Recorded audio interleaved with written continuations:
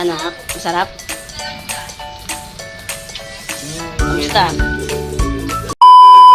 Alright guys, for today's video, ang ating dinner is fish fillet. Ayan, gagawa tayo ng fish fillet.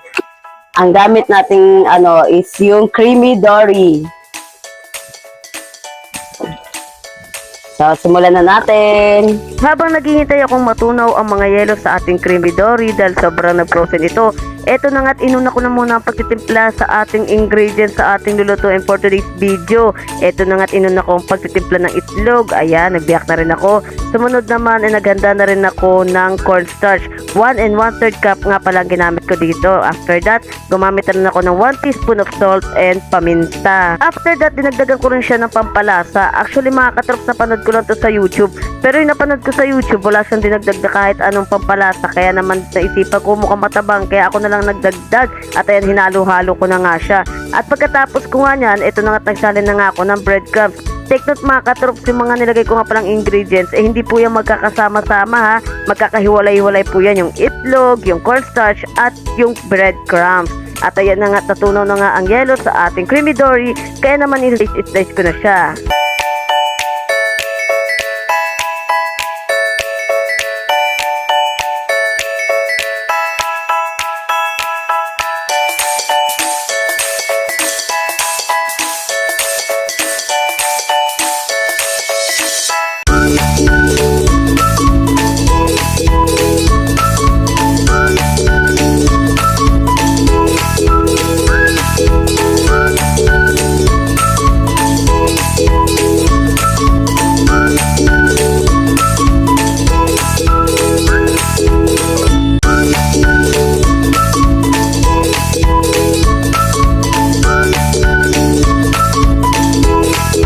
Pagkatapos ko ngang hiwain ang ating creamy dory, nilipat ko nga siya ng lalagyan dahil imamarinate pa natin to ng 10 to 15 minutes.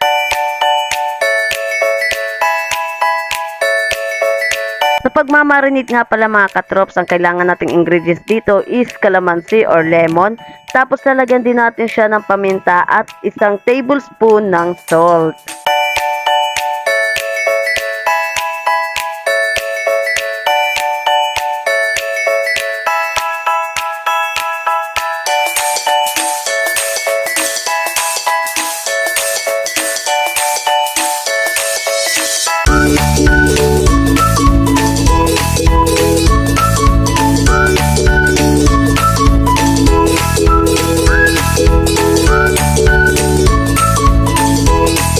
At nag-set na nga ako ng time, 15 minutes ang tinimer ko para malasap talaga ng creamy dory ang mga panlasang nilagay ko.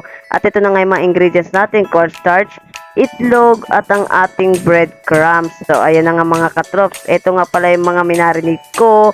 At nga pala mga katrops, dapat paminta powder yan kasi wala kami paminta powder, kaya naman pamintang durog na ang ginamit ko. After 15 minutes, ito na nga, nilagay ko na nga at minekos-mekos ko na nga siya. Inuna ko nga siya sa my cornstarch. Then, tinaktak ko muna siya para hindi magkalat-kalat. And after that, nilublob ko naman siya at minekos-mekos ko naman siya dito sa may itlog. Ayan, hindi ko siya masyadong minekos-mekos dyan kasi masyado na siya malagkit. Baka sobrang tumigas naman na to. And after that, ang panghuli ay ang ating breadcrumbs. Ayan, hindi ko rin to masyadong minekos-mekos kasi nga ayaw ni mama ng breadcrumbs kasi natitigasan siya. So, ayan ang panghuli natin is yung breadcrumbs. So, ay mga katrops, tara na! Luto na tayo!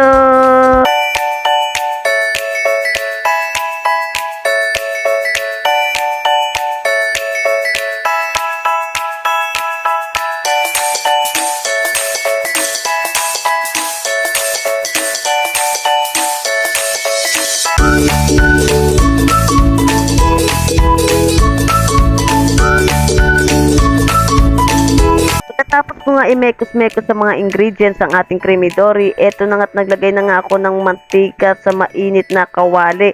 Tignan mga katrops, medium heat ang kailangan natin dito at kailangan lubog ang ating fish fillet sa mantika kapag niluto natin to. Dapat deep fry to mga katrops.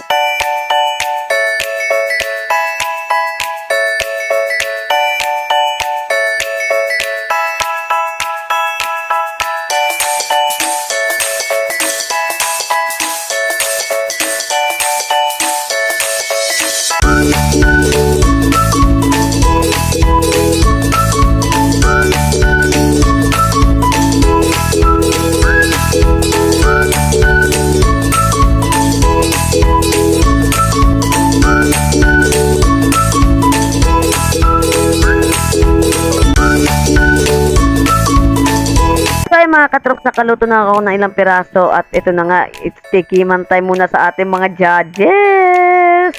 Tingin ko.